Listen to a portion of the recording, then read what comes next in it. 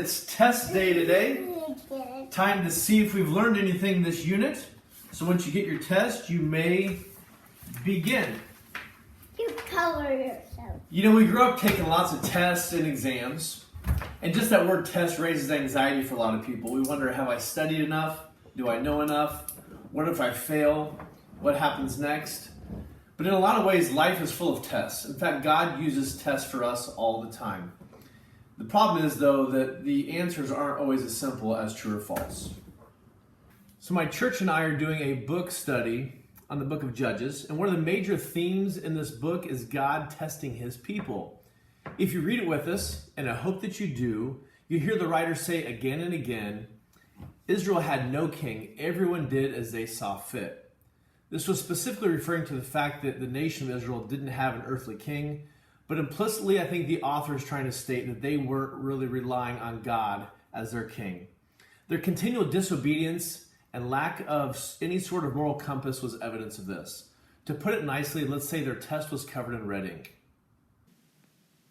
Judges 2:16-23. Then the Lord raised up judges who saved them out of the hands of these raiders. Saved them. That's part of this cycle we're going to look at. Yet they would not listen to their judges, but prostituted themselves to other gods and worship them. So they would not listen. So after they were saved, they quickly turned back to evil things. It says to other gods and worship them. Notice it's not that they just simply abandoned God and did their own thing, but they worshiped other. And I think we see that still today, where it's not that we don't have any God, but maybe that God is self. Maybe that God is politics. Maybe that God is science. It says they quickly turned from their way of their ancestors who had been obedient to the Lord's commands. It was quick. It didn't take long. Just one generation was all it took for this to fall apart.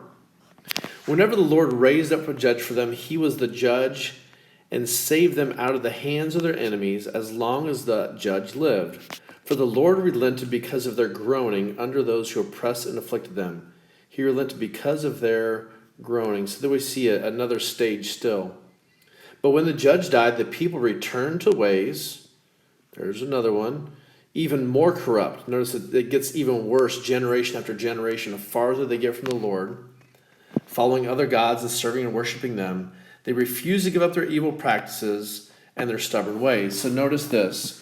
So we have oppression, then we have salvation, then we have rebellion all over again, and then we have groaning and repentance, and then we have salvation again.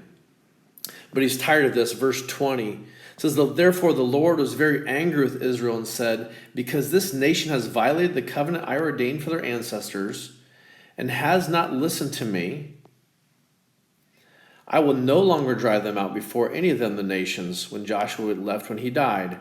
I will use them to test Israel. So here's a new thing we're going to see 3 times here. He's going to test Israel and see whether they will keep the way of the Lord and walk in it. So what's he testing them for? Let me switch colors here. He's testing them for a purpose, to see whether they will keep the way of the Lord and walk in it. The Lord had allowed those nations to remain. He did not drive them out at once by giving them into the hands of Joshua. We see this continue in chapter 3. These are the nations the Lord left to test. There it is again. He left to test all the Israelites who had not experienced any of the wars in Canaan.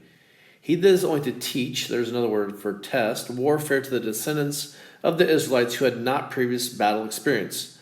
The 5 rulers of the Philistines, all the Canaanites, the Sidonians, and the Hivites living in the Lebanon mountains from Mount Baal Hermon to Lebo Hamath. They were left to test, there it is again, the Israelites to see whether they would obey the Lord's commands. So the test to see whether they would obey the Lord's commands.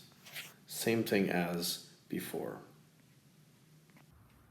So when I was teaching, I would give the students a review guide a week or so before the test. And then specifically a day or so before, we would look at test questions. I would read them right off the test, and most of the times even give them the essay question.